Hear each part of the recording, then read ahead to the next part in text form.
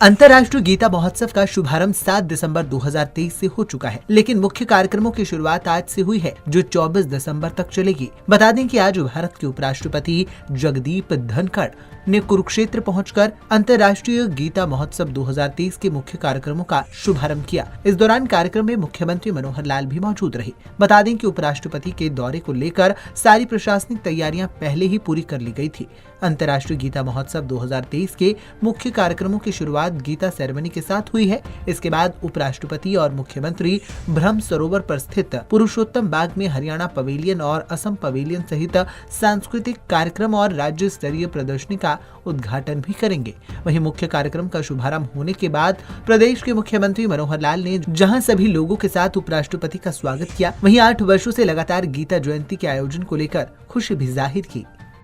कि लगातार 8वां वर्ष ये हो रहा है कि जब अंतर्राष्ट्रीय स्तर का ये गीता जयंती का समारोह हो। हम कुरुक्षेत्र में लगातार 2016 से इसी स्वरूप में मनाते आ रहे हैं, और ये और अच्छा विषय है कि हम इस प्रकार की संगोष्ठियों के माध्यम से गीता का संदेश देश और दुनिया में कैसे जाए, गीता का महत्व ये दुनिया को हम कैसे बता सकें, इस प्रकार की संगोष्ठी के माध्यम से हम लोग लगातार करते हैं। भाई बहनों, गीता के बारे में बोलना वास्तव में सूर्य को रोशनी दिखाने जैसा मेरे जैसा व्यक्ति ज़रूर सोचता है, क्योंकि बहुत ही विद्वान लोग इसके ऊपर अपना व्याख्यान देते हैं। गीता कोई केवल एक पुस्तक या ग्रंथ मात्र नहीं है, ये एक जीवन का सार है। और मैं ये कहता हूँ कि ये सार्वभौमिक है, सार्वकालिक है। जब गीता संदेश भगवान कृष्ण जी ने सुनाया होगा, जो सार्थकता उस समय थी, आज भी सार्थकता उतनी उससे कम नहीं है। चाहे ये व्यक्ति विशेष के लिए हो, चाहे परिवार के लिए हो, चाहे किसी जिला, प्रदेश और देश के लिए हो, अथवा दुनिया के लोगों के लिए हो, गीता का महत्व हर किसी के लिए उतना बराबर बना हुआ है।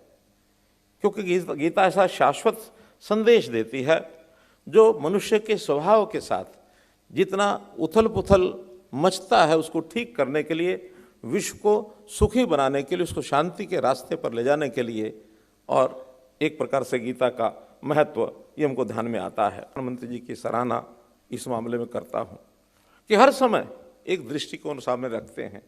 जब रूस और यूक्रेन का युद्ध हुआ, उसमें रूस के राष्ट्रपति को उन्होंने एक ही बात कही कि समाधान इस प्रकार से लड़ाई लड़ने से नहीं निकलेगा। विवादों का समाधान आपसी बातचीत, परस्पर और संवाद करने से निकलेगा। और उस समय के बाद पुतिन जो राष्ट्रपति रूस के जो थे, उन्होंने उस पंक्ति को पकड़ कर उस दिशा को आगे बढ़ाया। बहुत मामलों में चीज़ें हल होती हैं, समाधान होते हैं। तो इस प्रकार से श्री नरेंद्र मोदी जी के बारे में अगर मैं वास्तव में कहूँ तो ये कह सकते हैं कि जैसे आचरण में भगवान राम का एक आचरण था। भगवान के नाते नाम सोचें, मर्यादा पुरुषोत्तम राम के बारे में सोचें, तो आचरण में वो प्रभु रामचंद्र जी के रास्ते पर ही चल रहे हैं। वो जोड़ने के लिए तो कुरुक्षेत्र यूनिवर्सिटी में ये विश्व की अन्य भाषाओं का एक केंद्र खुलेगा, और उसके माध्यम से यहाँ संयोग से गीता का भी केंद्र है। हम इसके माध्यम से दुनिया के बहुत देशों को यहाँ ला करके एक प्लेटफॉर्म पर जोड़कर और गीता का संदेश देश और दुनिया में पहुँचा सके, यही मेरी शुभकामना आज के इस अवसर पर। वहीं अपने संबोधन में जहां सीएम मनोहर लाल ने गीता जयंती के कार्यक्रम को लेकर खुशी जाहिर की, वहीं उन्होंने आने वाले सालों में कुरुक्षेत्र विश्वविद्यालय में विभिन्न भाषाओं को सिखाने के लिए केंद्र की स्थापना करने की बात कही। पंजाब केसरी टीवी के लिए कुरुक्षेत्र से अशोक यादव की रिपोर्ट।